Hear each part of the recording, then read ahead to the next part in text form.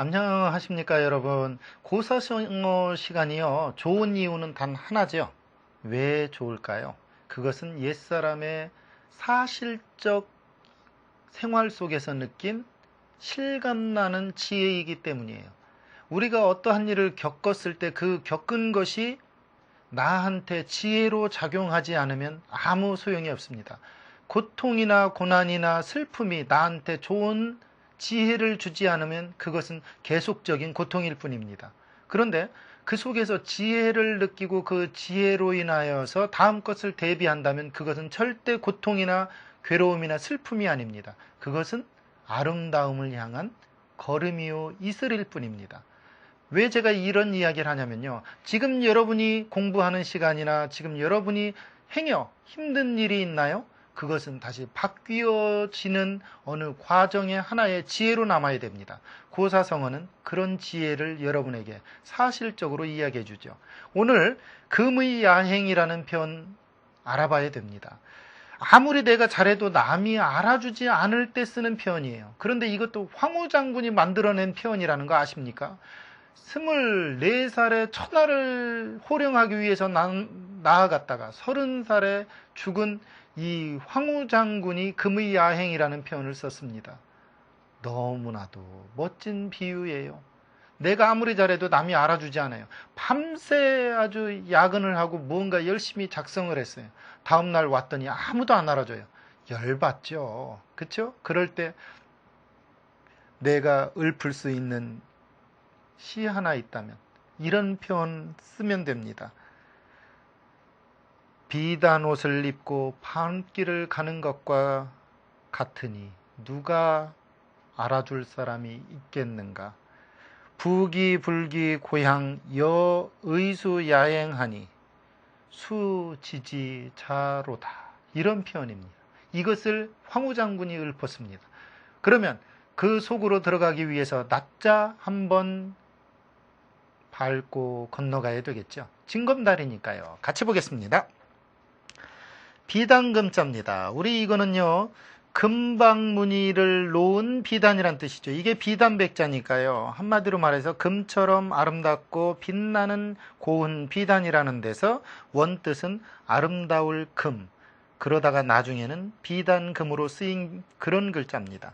우리가 금수 그러면 비단과 수, 아름다움을 비유할 때 쓰는 얘기고요. 금의 그러면 비단옷, 화려한 옷을 이야기합니다. 요즘 여러분들이 잘 모르겠지만요. 옛날에는 수놓은 옷이 일반적인 옷입니다. 지금 수놓은 옷 입으려면 몇백만 원 줘야 될 겁니다. 그렇죠? 그런데 옛날 집에서 처자들이 한 땀 한 땀 이렇게 수를 놓습니다. 애들 옷에다가. 그건 금방 물린 옷 같은 거, 이것을 전부 금이라고 그럽니다. 아름다운 비단 옷이죠. 화려한 옷을 이야기하고요. 다음 글자가 어떤 글자냐면 바로 오드이자입니다. 그래서 제가 설명이 좀 길었나 보네요. 같이 볼까요? 이 오드이자는 이처럼 사람 머리 위에 이렇게 동깃이 있고 깃이 있고 그 옷 소매가 있는 그 앞 고름이 길게 늘어져 있는 겁니다. 즉 사람이 윗저고리를 입고 있는 모양을 본떠서 생긴 옷의자는 위의 옷을 이야기하는 겁니다. 우리가 의류업계가 힘들다. 의류 그러면 몸에 입는 옷의 총칭을 의류라고 그러죠. 그런데 원래는요. 의상 그러면 저고리와 치마입니다. 즉 상의 하상이라고 해서 위의 옷을 의, 아래 옷을 상이라고 그랬습니다. 그래서 윗옷과 아래옷을 만드는 집을 의상실이라고 했던 거죠. 그러니까 엄격히 따지면요. 의상은 윗옷과 아래옷을 합친 말입니다. 그러니까 우리가 지금도 어디를 가면 의상실을 하는 말이 맞는 거죠. 그러니까 오드이가 위아래 옷을 총칭하는 말로 쓰인 것은 얼마 안 됐습니다. 상의 하상이라고 그랬죠. 위에 옷, 아래 옷. 원래 남자 옷도 밑에 바지라고 하기도 하지만 상이라고, 아래 그 옷을 상이라고도 합니다. 저게 굳이 치마라는 표현만 쓰는 건 아닙니다. 다음 글자 같이 보니까요. 어떤 글자가 나오냐면 오드이자랑 비슷한 밤야자 나옵니다. 같이 보죠. 밤야자는요. 해가 지는 저녁이 지나서, 이게 저녁석이 이렇게 변했거든요.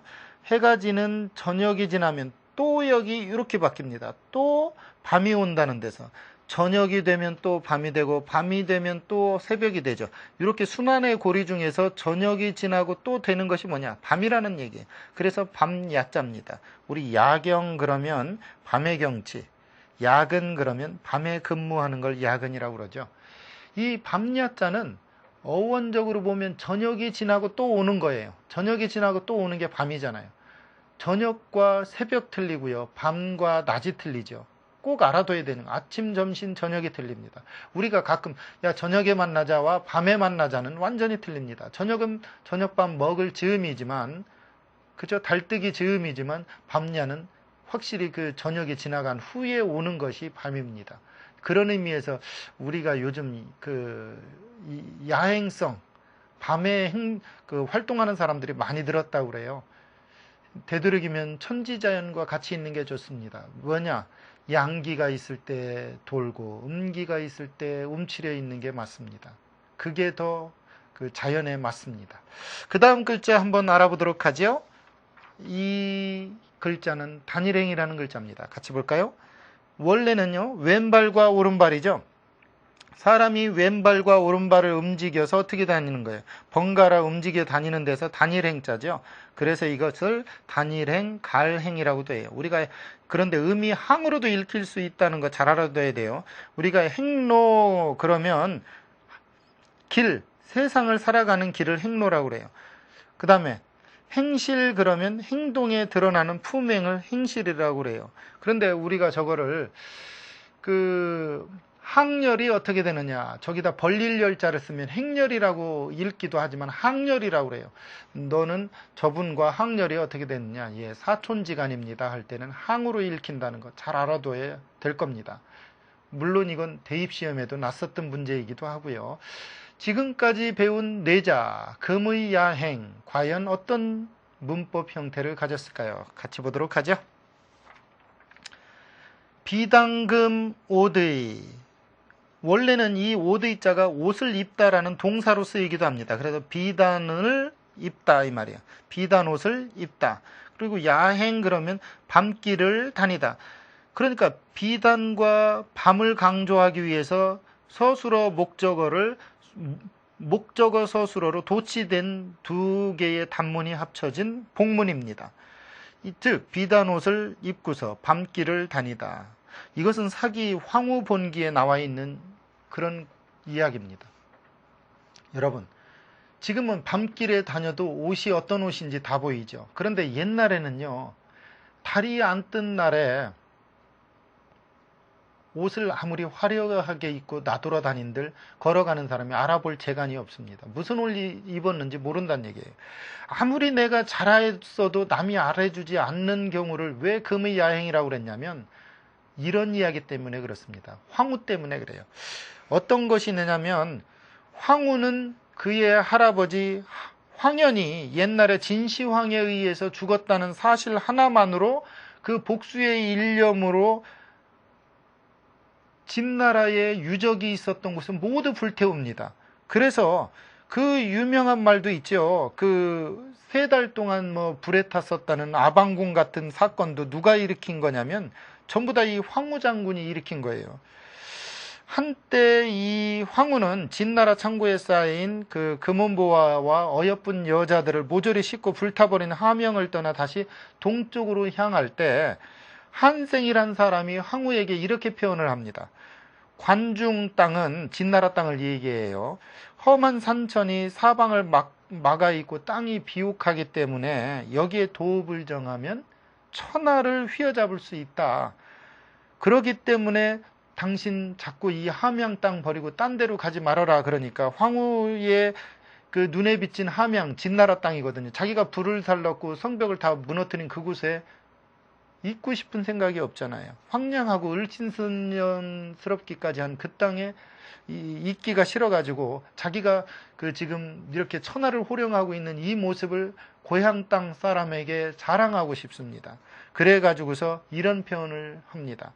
부귀를 하고 고향에 돌아가지 않으면 비단 옷을 입고 밤길을 가는 것과 같아서 누가 알아줄 사람이 있겠는가. 이렇게 하고서 입신 출세를 하고 고향으로 돌아가지 않으면 아무 소용이 없었다는 그런 자기 욕심 때문에 함양 땅을 버리고 고향 쪽으로 길을 옮깁니다. 여러분, 만약에 황후가 유방이 잠시 머물렀었던 그 함양 땅을 황후가 지키고 있었더라면 역사는 변했습니다. 한 나라가 세워지지 않고 이 초나라가 넓어지면서 천하를 호령했었을 겁니다. 이 한생이라는 사람의 충고를 무시한 황후 장군의 패기는 너무 젊기 때문에 그럴 수도 있었지만 할아버지가 진시황에 의해 죽었었다는 그 사실 하나 때문에 불을 지르고 수많은 약탈을 자행했었던 거죠. 여러분, 그런 황후도, 그 혈기에 넘친 황후, 천하를 양분해서 호령했었던 이 황후도 내심에는 자랑하고 싶었었던 게 있었던 거예요. 그걸 알아주지 못하는 그 상황이 벌어지는 것을 싫어했었기 때문에 함양 땅이라는 그 요충지를 버리고 고향 땅 쪽으로 길을 옮기다가 패배를 합니다. 여러분이 아무리 노력해도 누군가가 알아주지 않는다고 해서 그곳을 떠날 생각하지 마십시오. 황후와 같은 어리석음을 범하게 됩니다. 언젠가는 알아줍니다. 그렇죠? 그러기 때문에 참고 볼 일이죠. 오늘 누군가가 여러분을 알아주지 않거든 이런 표현은 금의 야행하는 것과 같으나 요즘은 가로등이 많으니 언젠가는 알아줄 거야. 이렇게 믿으십시오. 요즘은 가로등 때문에 금방 압니다. 여러분이 가로등에서 옷을 아름답게 입는 그날까지, 제가 그곳을 보는 날까지 고사성어는 쭉 이어갑니다. 오늘 강의는 여기까지입니다. 여러분 감사합니다. 다음 시간에 뵙도록 하죠.